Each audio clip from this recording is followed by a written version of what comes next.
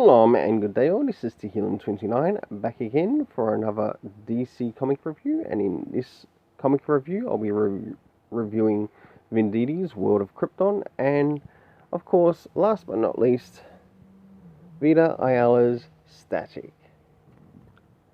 So I'll get things ready to move on to the first thing that will be reviewed, and that is World of Krypton. So,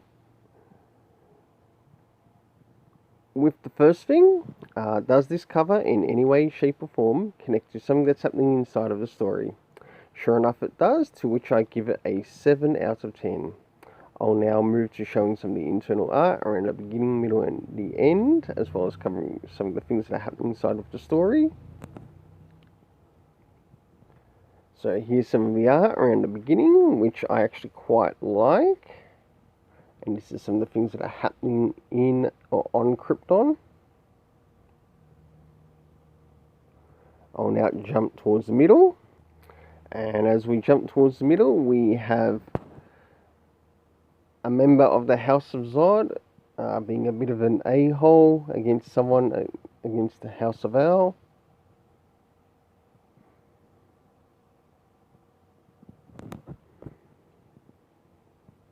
Now this is just a little bit towards the end, and this is something that's happened in relation to some of their prisoners, that many of them have been thrown into the Phantom Zone.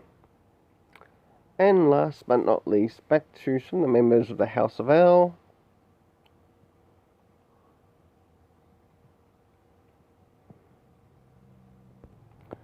So, for the internal art, I gave it a 7 out of 10. Now it's time to jump towards the middle of, jump towards the story and its rating. First things first, references. Did we get any references to any of the events or any of the previous issues? No, we didn't. Next is the area of time, to which we had the appearance of 1 month later. With some of the locations here, we had, of course, Kryptonopolis, its prison, and last but not least, the Phantom Zone.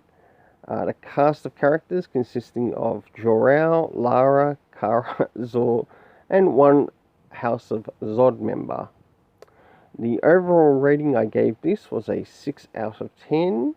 I do feel that this is actually slipping a little bit in the storytelling, and I really hope it improves just towards the end, because we're getting really close until this series is at an end. So now it's time to jump to the last issue of Static Season 1, and moving into first things first, and that is the cover and the rating for this cover. Does this cover in any way, shape or form connect to something that's happening inside of the story? Not so much, to which I gave it a 6.5 out of 10. I will now move into the internal art, as well as covering some of the things that happen inside the story. Hold a moment, I need to make a correction there. I was looking at the wrong rating for the wrong comic. So let's get back to that cover rating.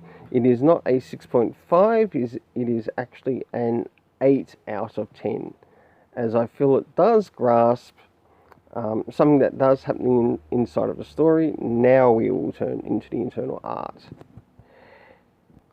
So, jumping towards the beginning of the story, I really enjoy the art here, as this takes place in one of the abandoned steel factories in Dakota City.